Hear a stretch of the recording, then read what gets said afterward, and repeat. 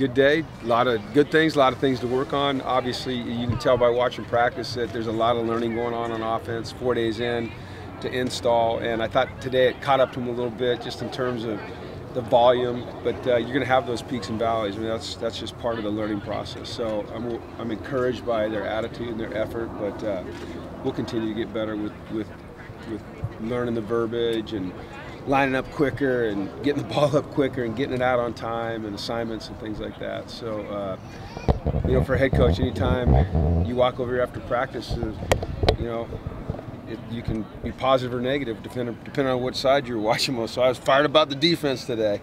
But no, I think we're on the right track. I just love the way they're working and accepting the coaching and learning in meetings and bringing it out here and applying it. So it's been really good. Like you might have cut it a little bit short today? No, we were about 6.5 or 2.5 hours, and that's okay. What we did. Yeah, we got all our work in today. It was great. You saw we did we incorporated, normally at the end of practice we do our field goals and stuff. We did that in our little red zone lockout period, which is a competitive period. So we got a ton of great work. You know, splitting fields and going on each field has been huge.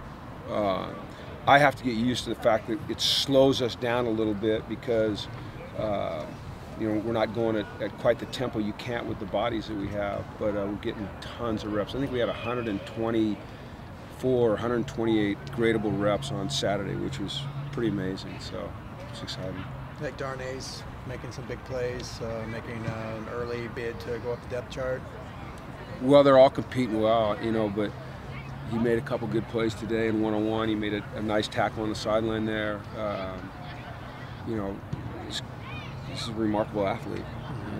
196.8 pounds, you know, 5'11", freshman who can run and hit, and he's confident, and his teammates love him, and it's fun to see. You know, he's a special talent. So we've just got to, you know, keep him on track, keep him humble, and keep him working, and that's the type of kid he is. Jed was talking about how he didn't watch much film of last year's team because he didn't want to have any basically preconceptions. Did you kind of flush that away in your own way, or did you feel like it was important to spend a lot of time this offseason kind of digesting what happened in an effort to fix it?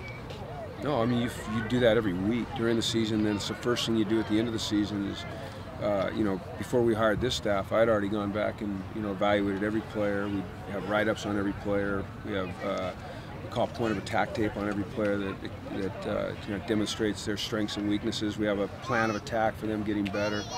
I mean, that's just normal procedure, really, every year. So I don't think you can ever just flush a season. I think there's something to be learned from great seasons and things to be learned from not so great seasons. What do you think Coach Foster has brought to this group of running backs as he's come back to campus? I love his demeanor, and he's an excellent coach. He explains things well. He's done it at the highest level. He's been very successful. So he's able to take learning points and describe it in ways that they understand it as running backs. You know, he might see things a little bit differently than someone that's never played the position. I also think that, you know, he's brought him a sense of confidence. You know, that's kind of how he coaches. You know, he's demanding, but he's never demeaning towards them. And I think that's a really important quality to coach. And you can demand the heck out of guys. You can be as demanding as heck as long as you're not demeaning in your language. So, and I think he's really good at that. How do you think the running backs are doing? Has someone stood out to you? Yeah, oh yeah, I think that Bolu has really stood out, and I think that Brandon Stevens has really stood out, and then Saturday, Nate Starks did some great things. So, no, I'm excited about those three, and I think Soso's getting it, you know. And some of the things that we're doing are new, some of the inside, the outside zone. You know, you have to be a little bit more detailed in your angle of departure, and they all just kind of get at a different pace. But you know, I think those four are doing a nice job. Khalil's doing a nice job, and then Jalen Starks with the giant club on his hand, actually had a catch in the flat today. So it's a good group. You know, it's a solid group. We're still very early, but would you like to maybe tighten up that rotation a little bit? I know, like, all five guys got. At running back? Running back, yeah. You can't in practice, not when you're working on two fields. You can't tighten a rotation. Everybody has to have reps. And when you're taking 124, 128 reps on Saturday, you need all the backs you can get. Heck, I wish we had more. I wish we had more backs and linemen and receivers and linebackers and D-line. Well, maybe not D-line, that's our strongest, deepest position by far, but you just want more bodies and more people to contribute and compete.